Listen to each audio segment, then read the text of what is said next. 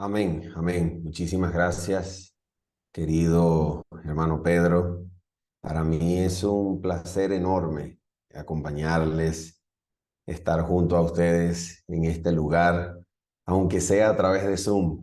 En el nombre del Señor esperamos algún día antes que el Señor venga a esta tierra a buscarnos, vernos cara a cara y poder abrazarnos y compartir en el nombre del Señor.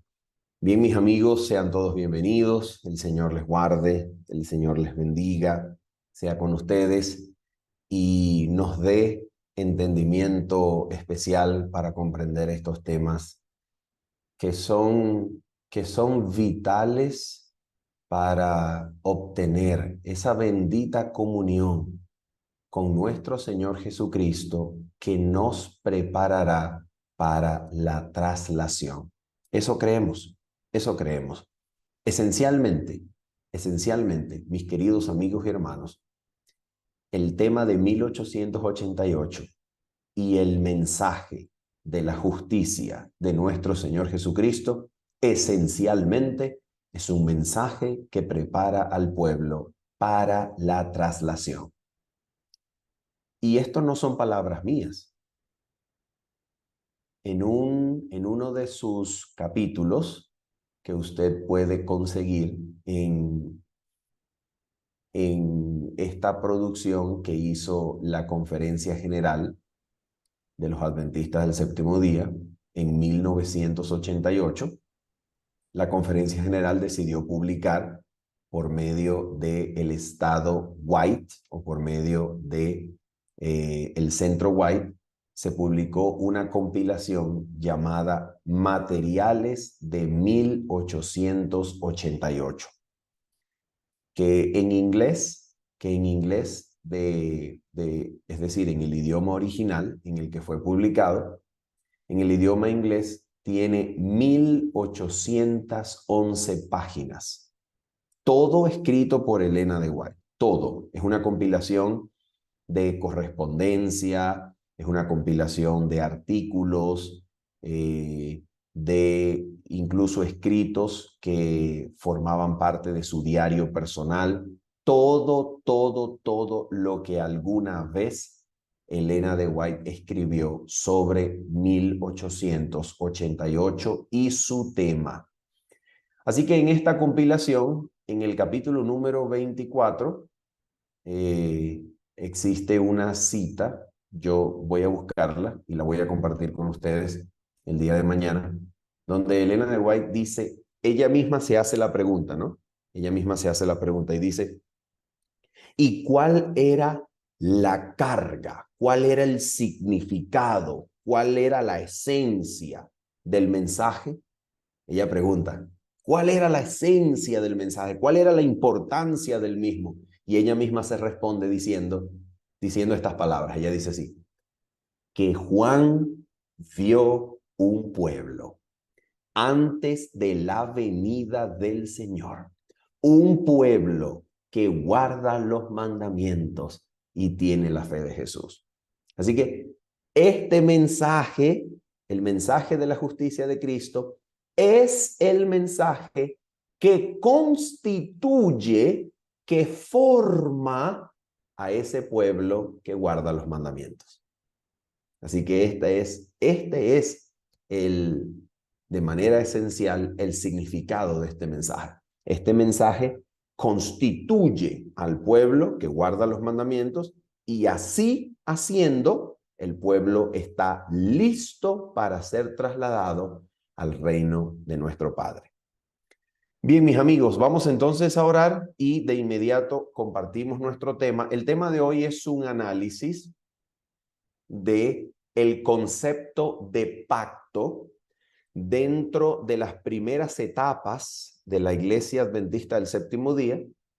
Luego vamos a analizar el concepto de pacto que trajeron los mensajeros enviados por Dios, Waggoner y Jones, y que Elena de White respalda con sus escritos.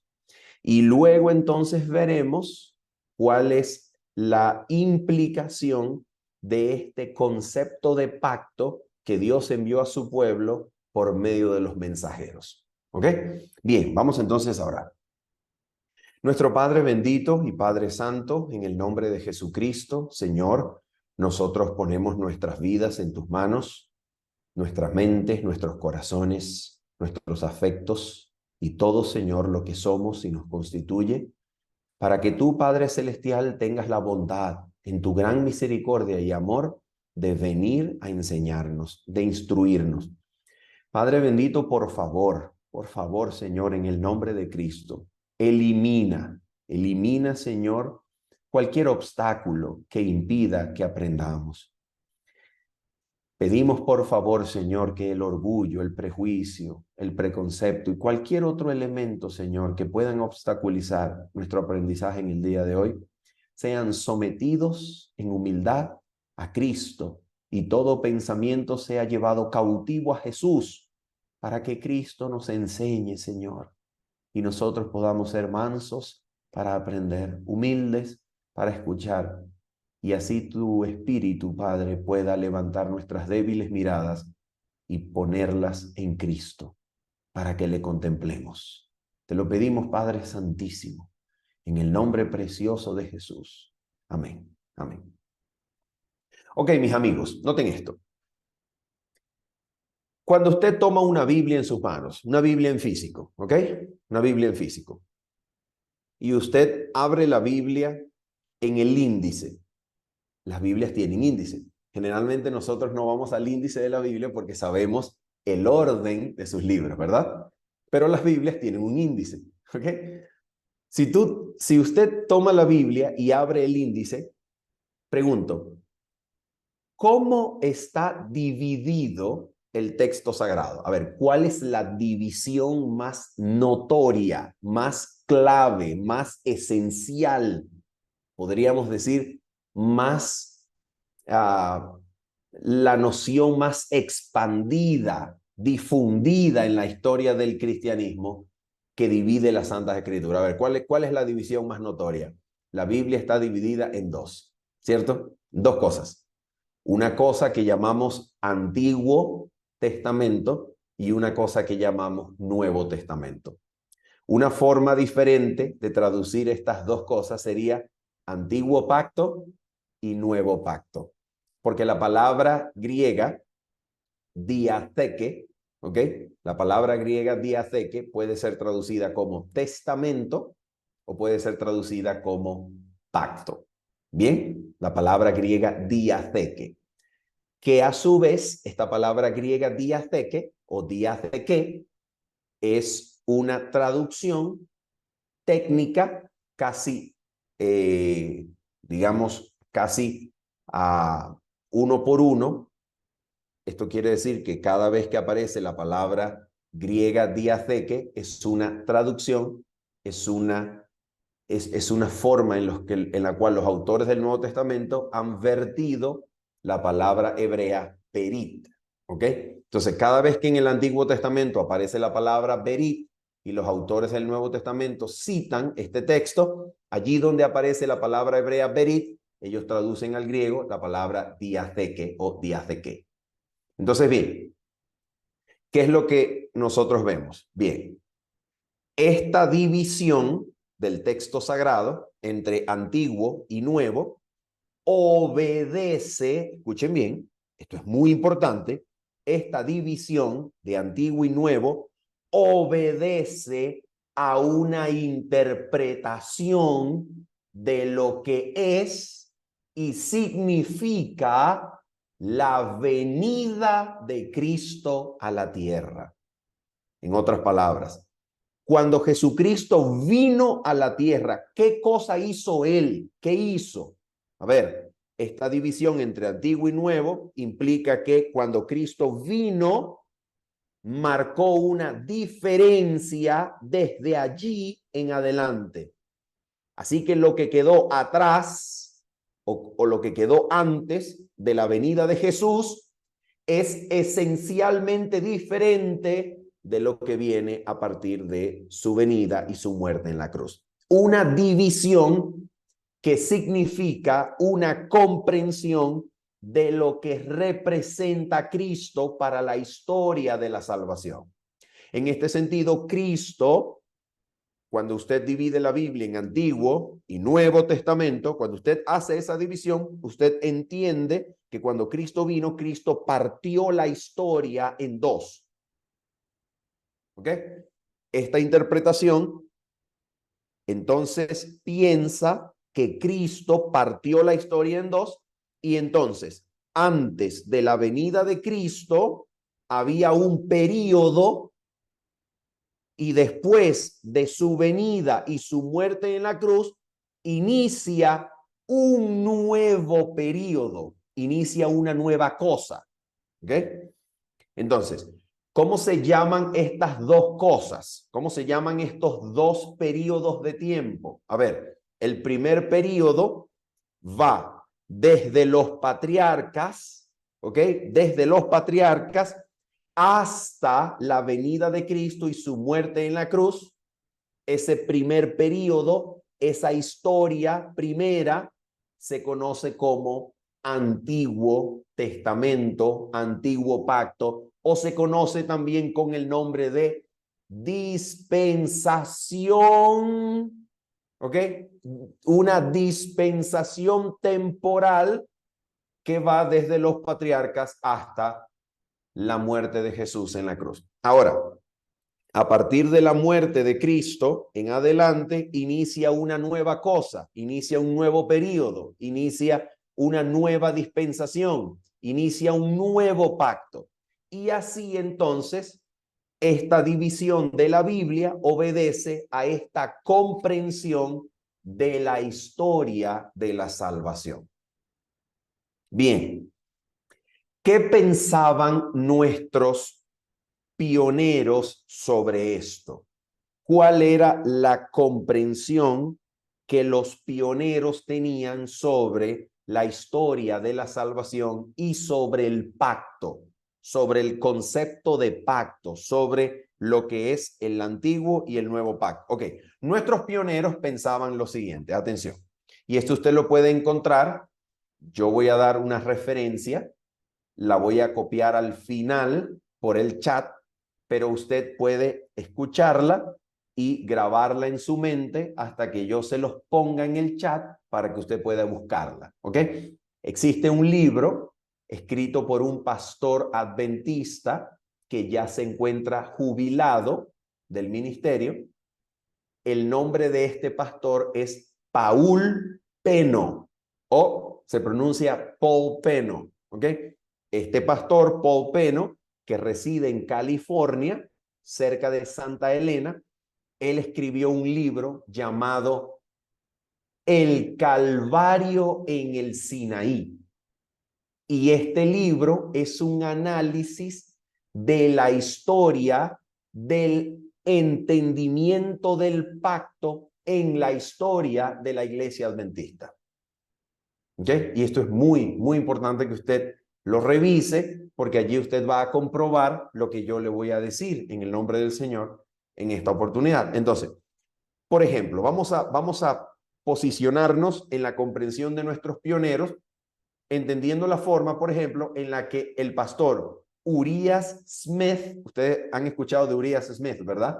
Una de sus más grandes contribuciones a la historia de la iglesia adventista y su teología fue que el pastor Urias Smith escribió los libros de Daniel y Apocalipsis, libros que por muchos años la iglesia tuvo como la mejor exposición del tema en su historia. Ok, el pastor Urias Smith tenía una comprensión, escuchen este término de que representa la interpretación o la comprensión que el pastor Urias Smith tenía sobre el pacto y la relación entre el antiguo y el nuevo pacto. Él tenía una comprensión dispensacionalista, tipológica, secuencial de los pactos. ¿Ok? Voy a repetirlo. El pastor Urias Smith tenía una comprensión dispensacionalista, tipológica, secuencial. ¿Qué quiere decir eso? Ok, número uno, dispensacionalista. El pastor Urias Smith creía que el antiguo y el nuevo pacto eran esencialmente dos cosas temporales. ¿Ok? El primer pacto o el pacto antiguo era un periodo de tiempo que iba desde los patriarcas hasta la cruz de nuestro Señor Jesucristo. Esa era una dispensación, la dispensación del Antiguo Testamento, la dispensación previa a la venida de Cristo. Esto es lo que significa la palabra dispensación, un periodo de tiempo en la historia de la salvación. Ahora, el Nuevo Testamento en esta comprensión era una nueva dispensación, era un nuevo periodo, era algo nuevo que Cristo había iniciado en su venida. Ahora, esta comprensión, recuerden, era dispensacionalista tipológica. ¿Qué quiere decir que era dispensacionalista y tipológica? Tipológica quiere decir que, de acuerdo al pastor Urias Smith, el antiguo pacto tenía los tipos de los cuales el nuevo era el antitipo. Entonces, todo lo que se hacía en el antiguo pacto, todos los sacrificios, todo el ministerio del santuario, todo el derramamiento de sangre, todo el culto, toda la liturgia, eran elementos tipológicos. Quiere decir que este elemento señala la venida de algo nuevo que cuando llegue reemplaza lo antiguo y lo cumple, le da cumplimiento. Esto es un tipo. Entonces, esta comprensión, de acuerdo al pastor Urias Smith, dejaba que todas las cosas del Nuevo Testamento eran el cumplimiento antitípico de las cosas que ocurrían en el antiguo ritual. ¿Ok? Entonces, el antiguo pacto era un tipo del nuevo. Así que cuando el nuevo llegó, lo que hizo fue cumplir el primero. ¿Ok? Dispensacionalista, tipológico, y ahora viene secuencial. ¿Qué quiere decir secuencial? Secuencial quiere decir que, de acuerdo a esta interpretación de Urias Smith, el nuevo pacto sustituye al antiguo y viene a continuación del mismo. Primero el antiguo, luego el nuevo, y este nuevo sustituye o reemplaza al antiguo, dándole a la vez cumplimiento. En conclusión, ¿cuál es la esencia de esta comprensión dispensacionalista, tipológica, secuencial del antiguo y nuevo pacto? ¿Cuál es la esencia de esta comprensión? Muy sencillo, que de acuerdo con el pastor Urias Smith, la historia de la salvación, de acuerdo al propósito de Dios, ¿ok? Incluye tanto el antiguo como el nuevo pacto. En otras palabras, Dios reveló el antiguo pacto y este pacto antiguo fue una manera de introducir el nuevo pacto. Pero el pacto eterno o la gran historia de la salvación incluye a los dos. ¿Ok?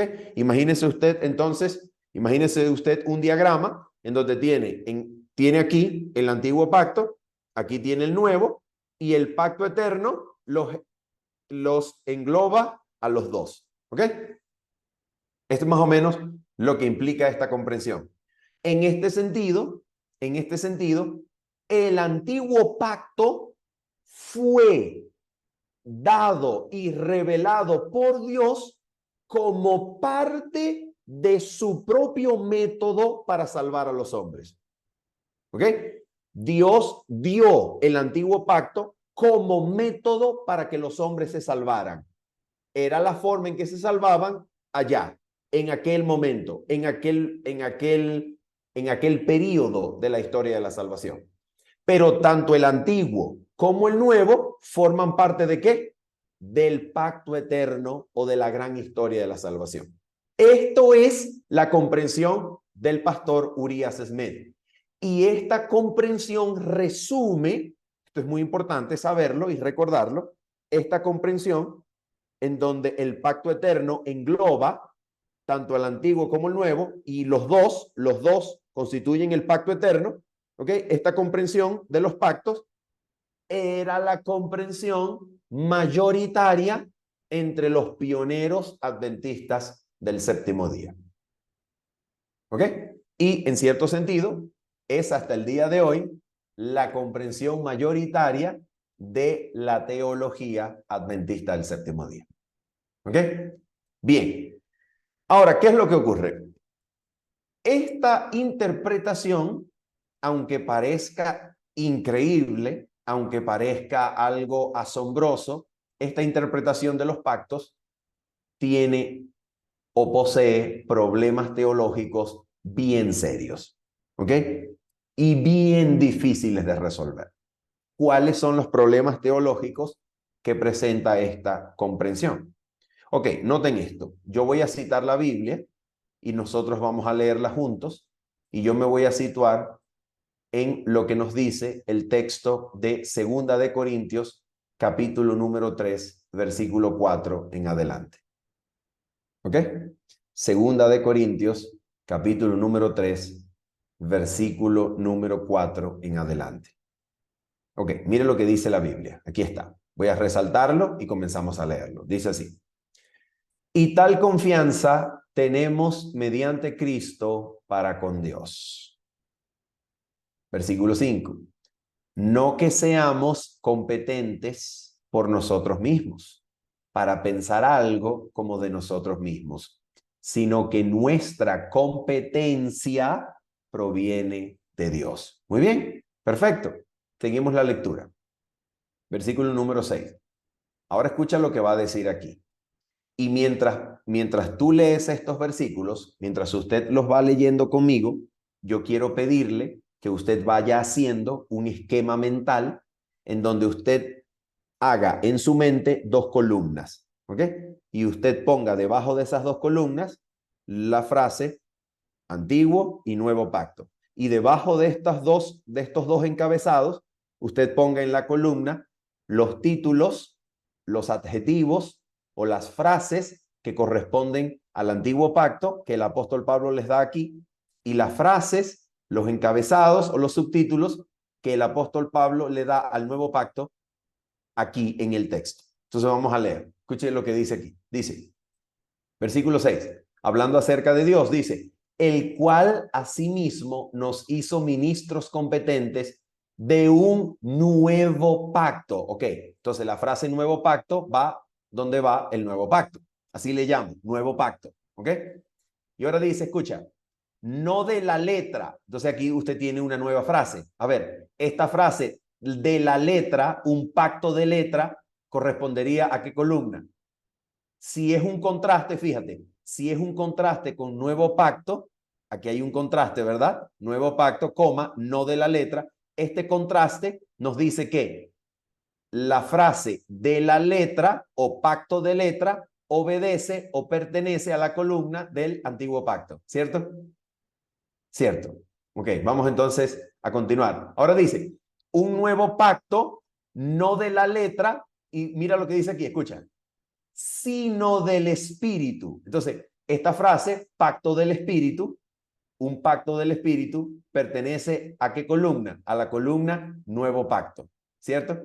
Nuevo pacto, correcto. Ahora mira lo que va a pasar aquí, escucha. Porque la letra mata. Wow. Esta frase, la letra mata, este pacto de letra que mata, este pacto letal, mortal, es un pacto de letra que mata, obedece a qué columna? Al antiguo pacto, ¿cierto? Al antiguo pacto. Y ahora dice, mas el espíritu vivifica. Entonces, este pacto que vivifica, este pacto espiritual que trae vida, pertenece a qué pacto? Al nuevo, ¿cierto? Nuevo pacto. Ok, sigamos entonces. Escucha. Atención, versículo número 7. Y si el ministerio de muerte, grabado con letras en piedras, fue con gloria. A ver, Esta frase aquí, que voy a resaltar en pantalla, esta frase, ministerio de muerte, ¿pertenece a qué columna? Antiguo pacto, ¿cierto? Antiguo pacto. Pero el problema, el grandísimo, pero grandísimo problema que se nos levanta a nosotros y nos desafía como adventistas del séptimo día, es que este ministerio de muerte dice que fue grabado con letras en piedras y con gloria. Una preguntita. ¿En qué parte de la historia de la Biblia se menciona alguna otra vez en que algo fuera grabado con letras en piedra? ¿Qué cosa puede estar hablando ese versículo? ¿De qué cosa está hablando? Está hablando de las tablas de la ley dadas en el monte Sinaí. No hay más. No hay una historia bíblica aparte del Sinaí donde se grabe con letras en tablas de piedra una cosa. No hay. No hay. Es Sinaí. Está hablando del Sinaí. Y lo que se grabó en tablas de piedra, ¿qué cosa fue? La ley. La ley de los 10 mandamientos. ¿Y cómo llama Pablo eso? ¿Cómo lo llama Pablo? Mira cómo lo llama. Ministerio de muerte. Y ahora dice, escucha esto. Dice así, y si el ministerio de muerte grabado con letras en piedras fue con gloria, ahora dice él, escucha, tanto que los hijos de Israel no pudieron fijar la vista en el rostro de Moisés a causa de la gloria de su rostro, la cual había de perecer. Ahora mira lo que dice aquí, escucha esto. Dice, ¿cómo no será más bien con gloria el ministerio del Espíritu? Entonces, esta frase, ministerio del Espíritu, pertenece a qué columna? Al nuevo pacto. ¿Ok? Y ahora escucha, aquí completamos nuestro diagrama, nuestros cuadros. Escucha, porque si el ministerio de condenación, esta frase ministerio de condenación pertenece a qué columna? Antiguo pacto. ¿Ok? Ministerio de condenación fue con gloria, mucho más abundará en gloria el ministerio de justificación. Esta frase, ministerio de justificación, pertenece a qué columna? A la columna del nuevo pacto. Y entonces ahora vamos a detener la pantalla, vamos a detener la pantalla aquí, y ahora yo quiero que ustedes vean el desafío conmigo. Yo quiero que ustedes lo vean en sus propias cabezas, que ustedes pongan todo esto juntos, ¿ok? Todo esto junto, y por favor ustedes analicen el problema terrible que se nos genera cuando nosotros ponemos todas estas piezas de rompecabezas juntas. A ver, ¿cuál es el problema que se nos genera? Que Pablo, escucha, Pablo le llama a lo que sucedió en el Sinaí. A ver, ¿qué cosa sucedió en el Sinaí? En el Sinaí, Dios dio su ley en tablas de ¿qué? De piedra. Y esa ley es la ley de los 10 mandamientos. Y esa ley en tablas de piedra posee un mandamiento que es el número 4, que es acerca del sábado. ¿Ok? Bien, escucha esto. A esa ocasión en la cual Dios escribió su ley en tablas de piedra, ley que incluye el sábado, a esa ocasión y a ese momento de la Biblia, Pablo le llama, número 1, pacto de letra. Le llama pacto de muerte, porque la letra mata. Le llama ministerio de muerte. Le llama ministerio de condenación. Mientras que al nuevo pacto le llama ministerio de vida, porque vivifica, ministerio del Espíritu, lo llama ministerio de justificación, lo llama nuevo y lo llama un pacto vivificante. Entonces usted me dirá, ¿dónde está el problema? El problema es que nosotros, los adventistas del séptimo día, guardamos el día sábado que está dentro de esa ley escrita en tablas de piedra ocasión a la cual Pablo llama ministerio de muerte, ministerio de condenación, ministerio que mata, ministerio de letra. Entonces, por amor al cielo, ¿cuál es el problema que se engendra al interpretar los pactos como dos periodos de tiempo en donde uno es sucedido por otro y tanto el antiguo como el nuevo están englobados en lo que se llama historia de la salvación o pacto eterno? ¿Cuál es el problema? El problema es que nosotros estamos diciendo que a los judíos en el monte Sinaí, cuando Dios les dio las tablas de letra, las tablas de la ley, las tablas de piedra, Dios les estaba ministrando muerte, les estaba ministrando condenación, les estaba ministrando un pacto que mata, que no vivifica, sino que condena.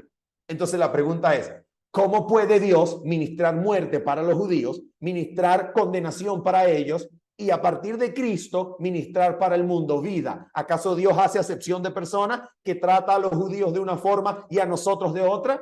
No. Aquí las cosas se complican.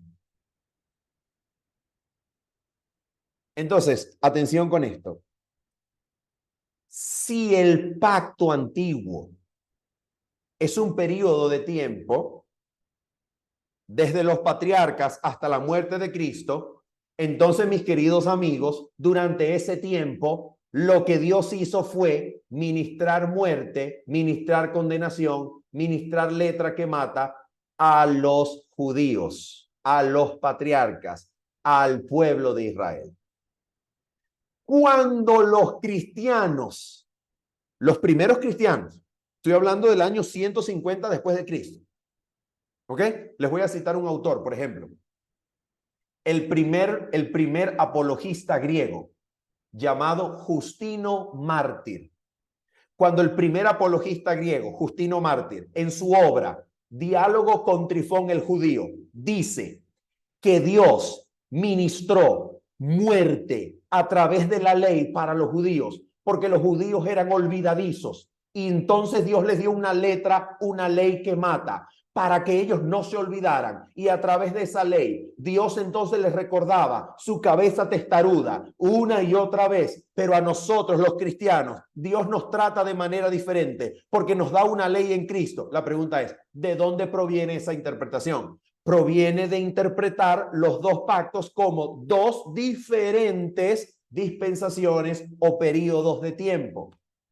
Pero el problema grandísimo entonces es que estamos diciendo que Dios cambia, que Dios trató de una forma a los patriarcas hasta Cristo, los trató de una forma y luego de Cristo Dios trata a la humanidad de otra forma. Mis amigos, esto es sencillamente una espantosa imagen del Dios de la Biblia. Una cosa terrible. Entonces, ¿cuál es la manera de resolver esto? ¿Cómo se resuelve este problema? Ok, aquí está la cosa. Atención con esto. Antes del Congreso de Minneapolis de 1888, el pastor E.J. Waggoner y el pastor Alonzo Trevor Jones, sin ponerse de acuerdo, comenzaron a ver la Biblia como un libro que debía presentar en cada versículo, en cada capítulo, en cada parte de ella, debía presentar la cruz de Cristo. Debía presentar a Cristo en cada página. Y entonces ellos se dieron cuenta que esta interpretación de pacto es problemática, porque si en el Antiguo Testamento Dios ministró muerte, condenación, si en el Antiguo Testamento Dios ministró un pacto que mata, una letra pura, sin espíritu vivificante, entonces esto significa que los judíos fueron encerrados en un trato que Dios les dio que era duro, un trato terrible, un trato sin esperanza, porque la letra que les fue dada no los vivificaba.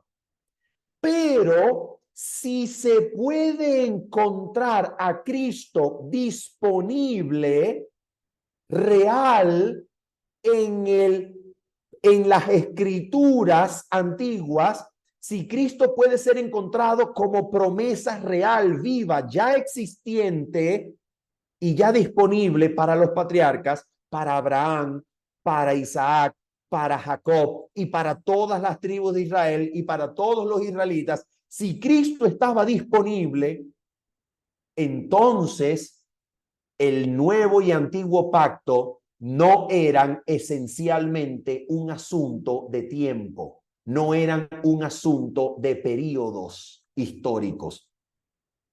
Si el antiguo y nuevo pacto no eran un asunto de períodos históricos, porque Cristo se podía encontrar ya disponible en el Antiguo Testamento, entonces, ¿cómo se entiende el antiguo y nuevo pacto?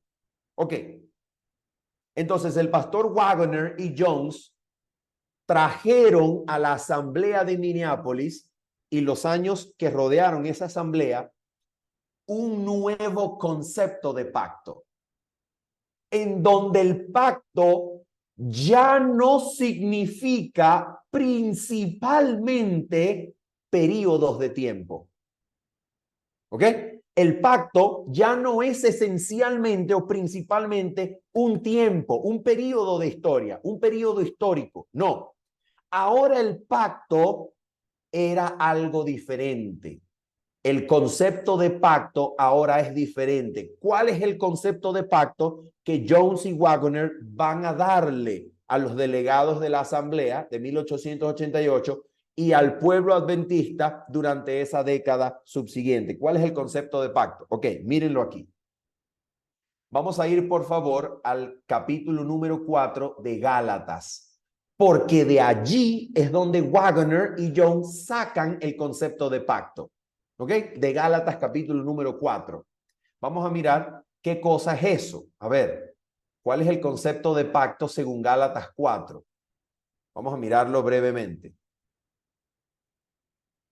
Entonces, miren esto. Gálatas capítulo número 4 y vamos a leerlo en el versículo número 21 en adelante. ¿Ok? Ustedes saben, esto es Pablo. Pablo les está escribiendo a los Gálatas y les hace una pregunta en el capítulo 4, versículo 21, que dice: decidme, ¿ok? Está resaltado en pantalla.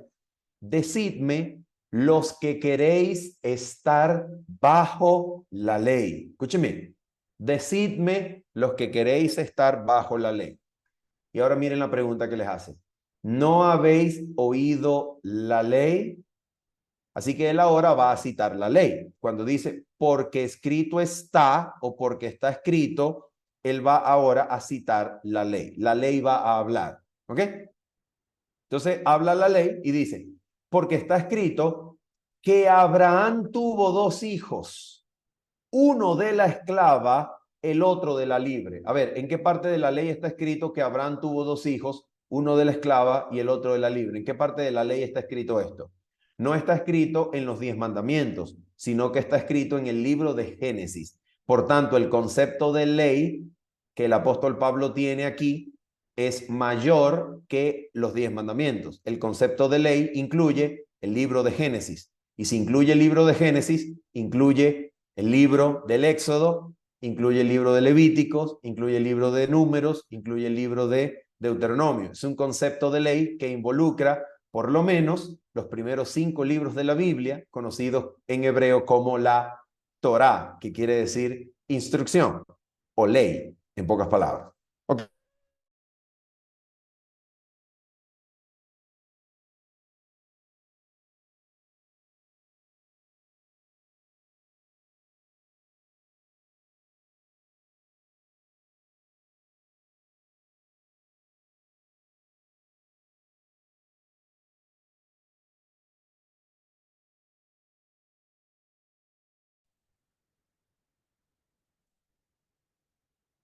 Ok, ¿estamos de vuelta?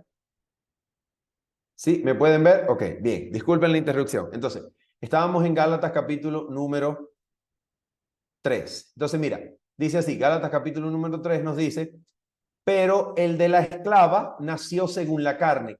¿Cuál era el hijo de la esclava? El hijo que Abraham tuvo con Agar. ¿Cómo se llamaba? Ismael. Entonces dice, pero el de la esclava, Ismael, nació según la carne. Fíjate, nació según la carne. Es decir, era descendiente carnal genético, biológico de Abraham. Ese hombre nació según la carne y dice, mas el de la libre nació no según la carne, no fue un nacimiento carnal, no fue un nacimiento genético, no fue un nacimiento biológico, aunque su madre lo parió, ese hombre nació por la palabra de la promesa. Nació por la promesa que Dios le hizo. Ok, ahora mira, aquí viene la cosa. Aquí está el punto. Escuchen el punto. Lo cual es una alegoría. A ver, ¿qué cosa es una alegoría? ¿Qué es lo que ha dicho antes? Lo que está hablando es de nacimientos. Nacimientos de niños, que uno nació de la madre esclava, el otro nació de la madre libre. Uno nació según la carne, uno nació según la promesa. Y esto es una alegoría. Ah, y vamos a ver qué representa esa alegoría. Pues estas dos mujeres son los dos pactos. ¡Oh! Esto es muy importante. ¿Por qué es importante? Porque aquí tenemos que Agar y el nacimiento del hijo de Agar, que nació en esclavitud, porque nació de una esclava, este nacimiento de Agar representa el pacto antiguo, el pacto del Sinaí. ¿Cómo sabemos eso? Escucha, el uno proviene del monte Sinaí. ¿Cuál es ese? El pacto antiguo, que está simbolizado por Agar y el nacimiento de Ismael, que nació según la carne. Y ahora dice, el cual da hijos para esclavitud. Oh, quiere decir que todo aquel que nace bajo el antiguo pacto, todo aquel que es engendrado en el antiguo pacto, todo aquel que es nacido por la carne en el antiguo pacto, nace como hijo de ¿qué? ¿Nace como un hijo libre o nace como un hijo esclavo? ¿Cómo nace? Nace como un hijo esclavo.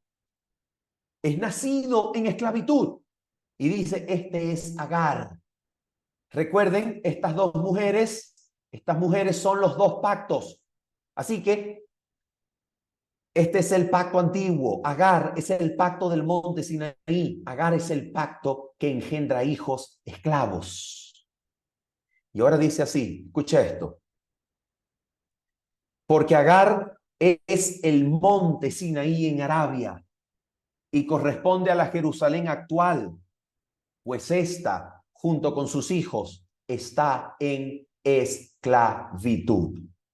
Una pregunta, amiguitos, escuchen esto, amigos míos, escuchen esto. ¿La Jerusalén actual era la Jerusalén de los días del apóstol Pablo? ¿Sí o no? Claro. Pregunto, ¿Jesucristo ya había muerto en la cruz? ¿Sí o no? Sí.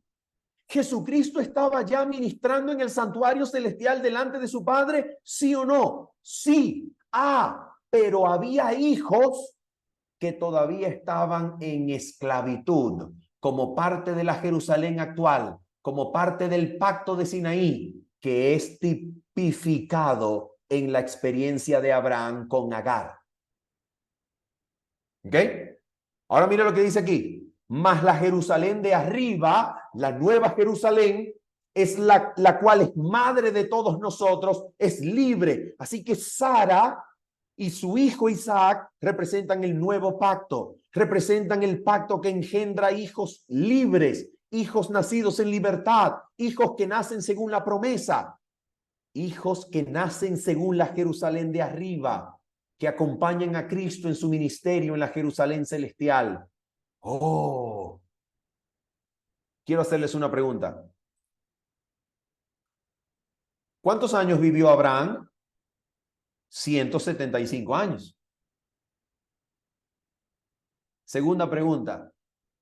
¿Abraham vivió hasta la llegada del nuevo pacto cuando Cristo murió y resucitó o no vivió hasta ese momento? No, no lo vivió.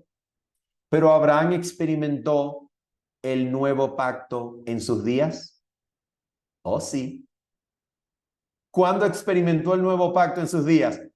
Cuando le nació Isaac de Sara. por la palabra de la promesa, Abraham experimentó el nuevo pacto.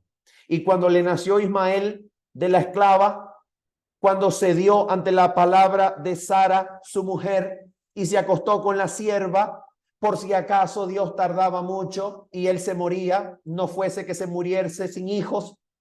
Y como Dios estaba tardando y aparentemente Dios iba a dejar de cumplir su palabra, y aparentemente si Dios no cumple hay que ayudarlo, porque Dios aparentemente se está tardando, y como se está tardando hay que echarle una ayudadita, y la ayudadita es que yo me voy a acostar con mi esclava para que nazca un hijo, y ese será el hijo de la promesa. Pero es mentira, porque no es nacido de la promesa, es nacido según la carne y es nacido por la fuerza y la capacidad humana. ¿Qué cosa estaba experimentando Abraham allí cuando se acostó con Agar y le nació Ismael? ¿Qué estaba experimentando? ¿El qué? El antiguo pacto. Entonces, a ver, una pregunta.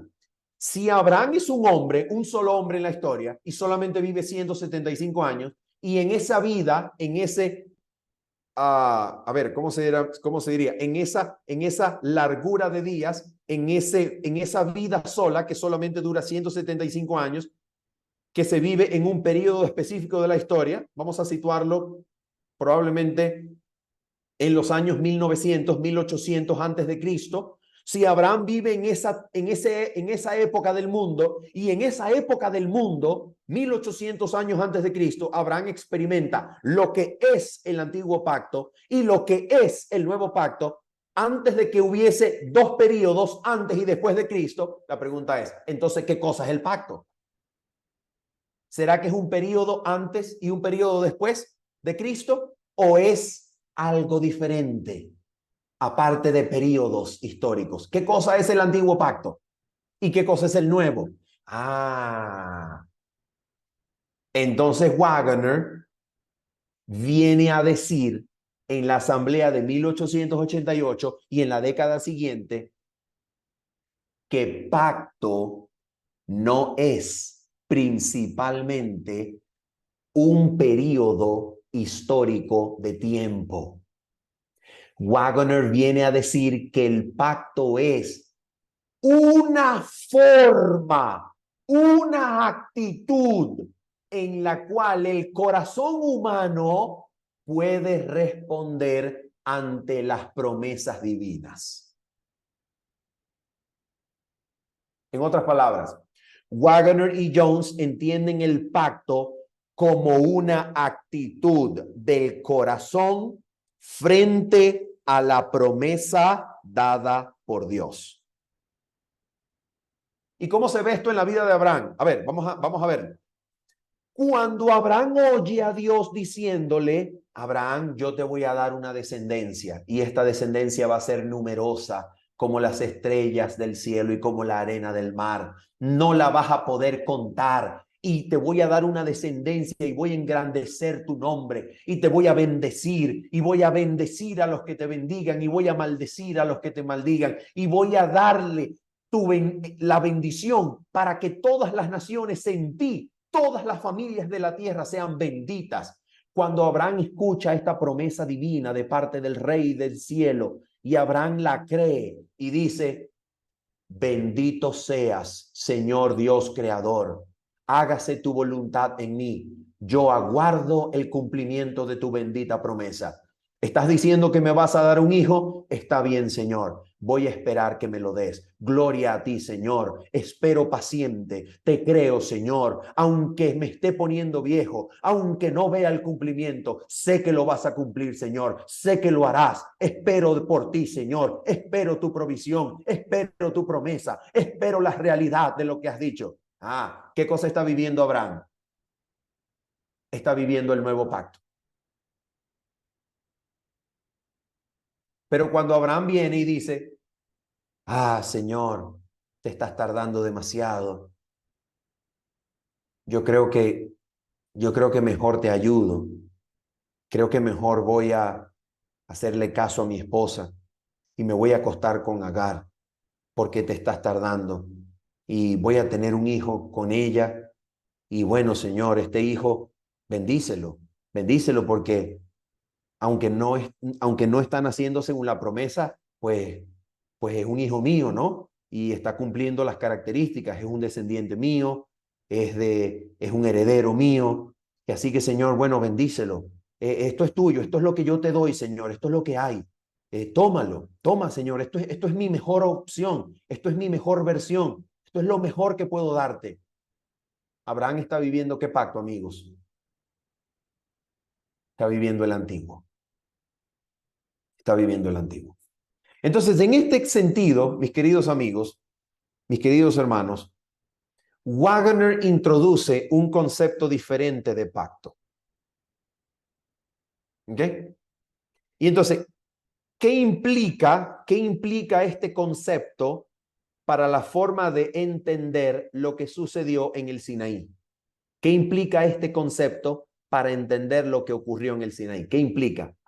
Entonces Waggoner entiende que en el Sinaí lo que sucedió fue que en Éxodo 19, versículo 8, y Éxodo 24, versículos 7 al 8, el pueblo, escuchen, cuando el pueblo escucha a Dios, cuando el pueblo oye lo que Moisés le dice de parte de Dios, y Moisés le dice, mira, Dios dice que si ustedes escuchan su voz, van a ser una posesión especial, real sacerdocio entre todos los pueblos de la tierra. Y entonces el pueblo dice así, si Dios dijo eso, pues nosotros vamos a cumplir todo lo que Dios diga. Todo lo que Jehová te dijo, todo lo haremos y todo lo obedeceremos. Waggoner piensa que cuando el pueblo pronunció esa promesa, el pueblo, basado en confianza propia, basado en su propia fuerza para obedecer a Dios, el pueblo entró en pacto con Dios.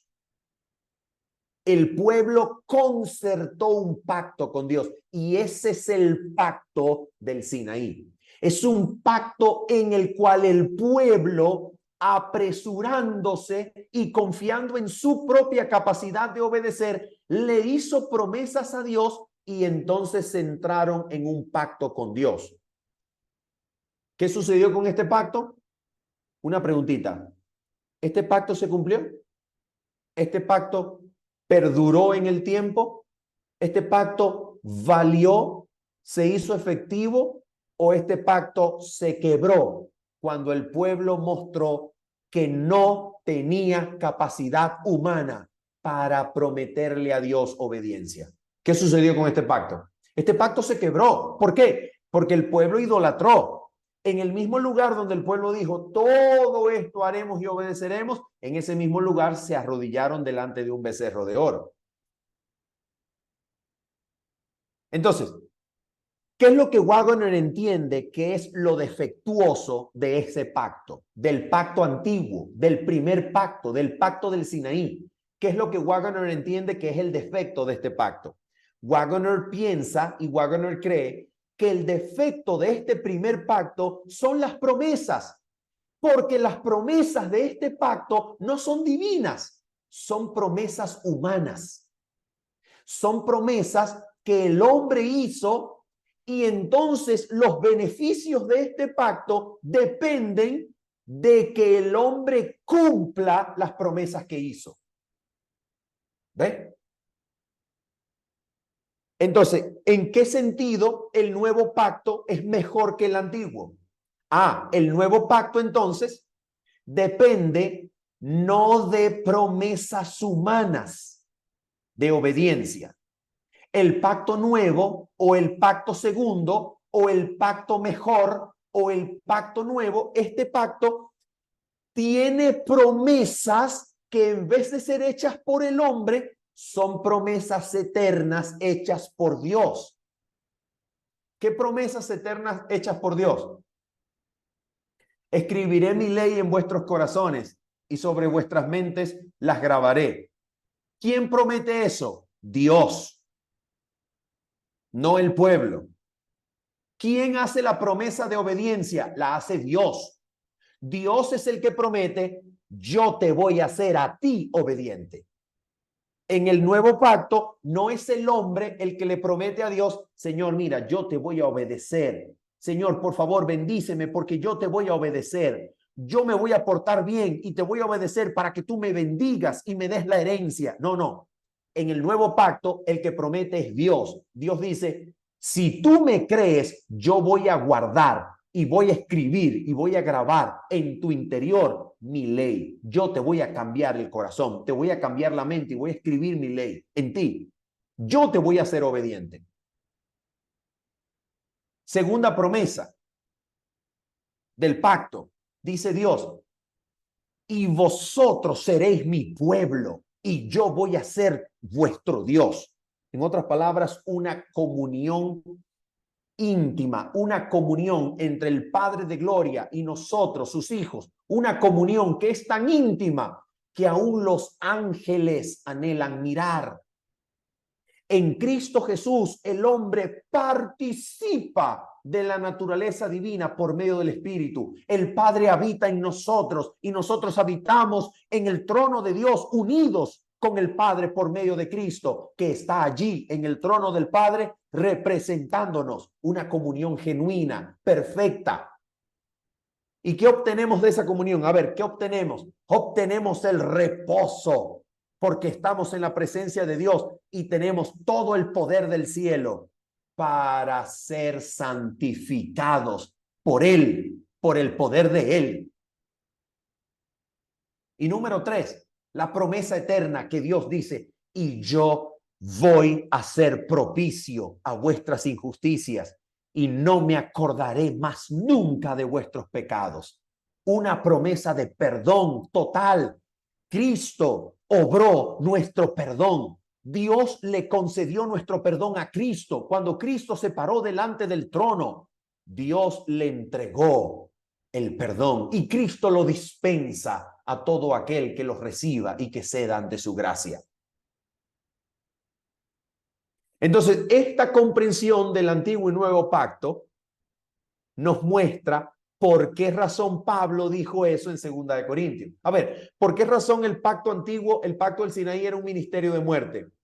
Porque mientras el hombre crea que va a obtener la bendición de Dios por obedecer a Dios, el hombre se va a morir esperando, porque el hombre no puede obedecer a Dios, a menos que Dios haga una obra poderosa en el corazón del hombre y lo haga obediente.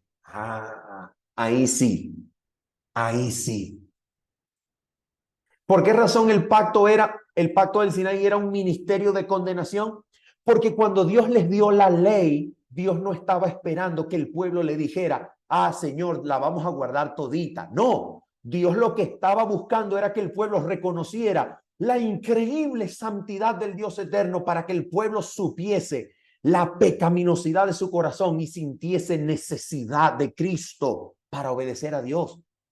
No se puede obedecer a Dios sin Cristo porque el corazón es dañado, el corazón está podrido, el corazón es pecaminoso y a menos que Cristo le dé vida y viva dentro, el corazón no obedece. El corazón es como un caballo desbocado. El corazón es un rebelde de nacimiento. El corazón es engañoso y es perverso.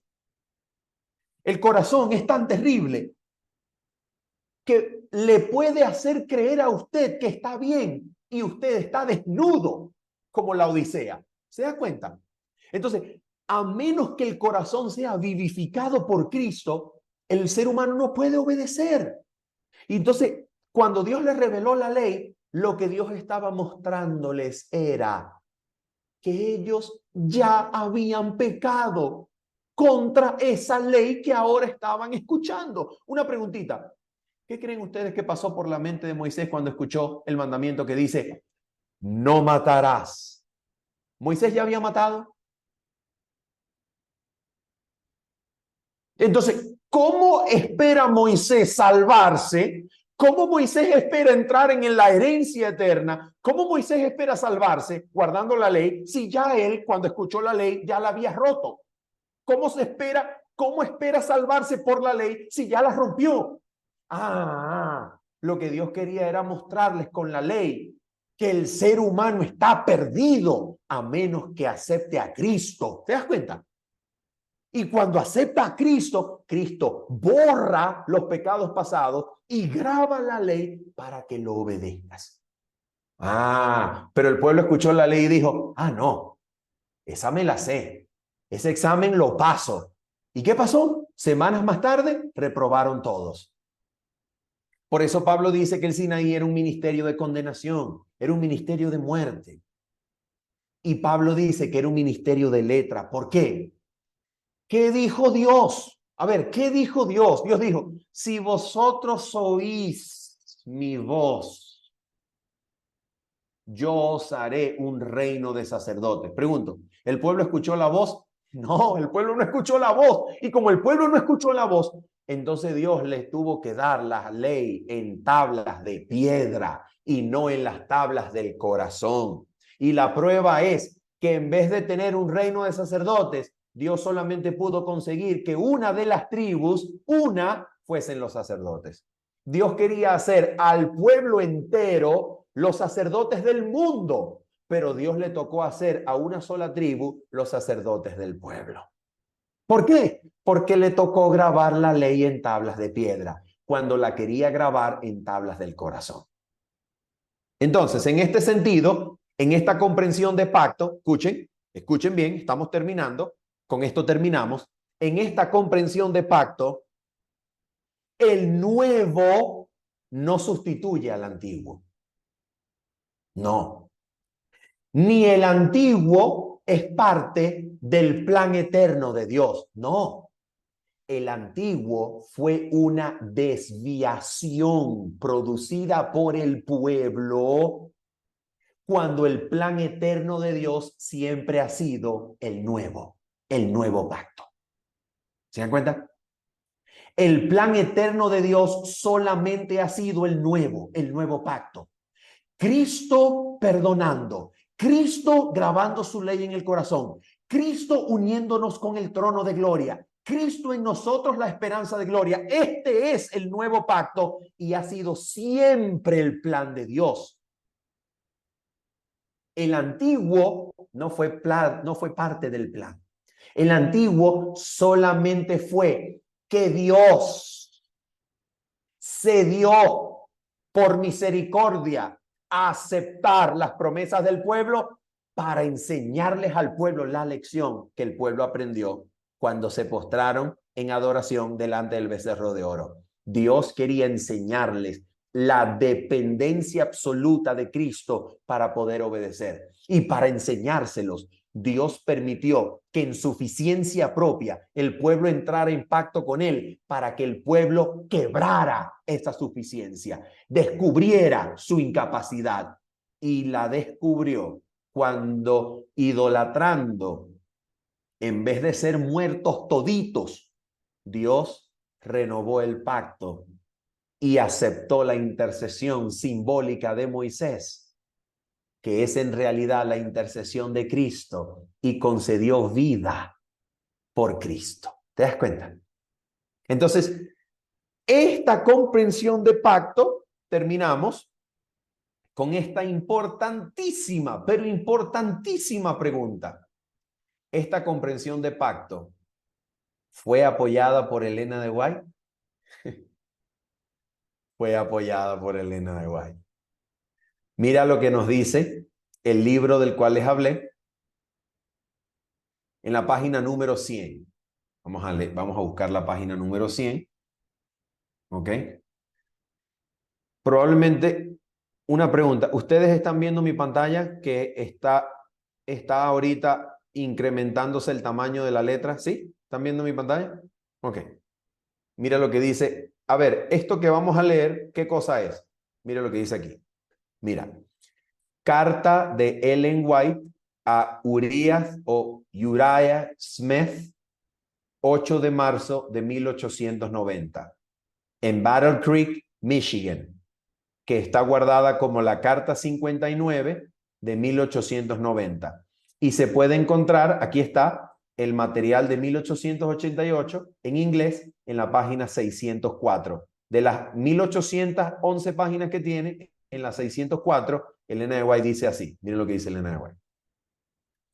Dice: antenoche se me mostró que las evidencias en relación con los pactos eran claras y convincentes.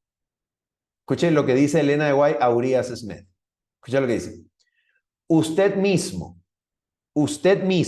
Pastor Urias Smith, usted mismo, el hermano Dan Jones, el hermano Porter y otros están malgastando sus capacidades de investigación al intentar sostener una posición sobre los pactos distinta a la que ha presentado el hermano Wagner. Increíble declaración. Y ahora dice, escucha esto. Si hubieran recibido la verdadera luz que brilló, no habrían imitado ni seguido la misma forma de interpretar y tergiversar las escrituras que caracterizó a los judíos. Usted puede seguir leyéndola. Yo voy a compartir. Hermano Pedro, yo voy a enviar este libro en español. Yo lo voy a enviar al grupo para que todos los hermanos puedan tenerlo en digital y puedan leerlo. Esta página, esto que está aquí, se encuentra en la página 100 del libro. ¿Ok? Voy a mostrarles el libro. Vamos a ir a la primera página, perdón, para que ustedes vean el libro. El libro se llama El Calvario en el Sinaí. ¿Ok? Y lleva como subtítulo La ley y los pactos en la historia de la Iglesia Adventista del Séptimo Día, escrito por el pastor Paul Peno. ¿Ok? Bien, mis amigos, mis hermanos, que el Señor les bendiga, el Señor les guarde. Ha sido un privilegio, un honor para mí en el nombre del Señor, y quedo atento en el nombre del Señor a sus preguntas e inquietudes.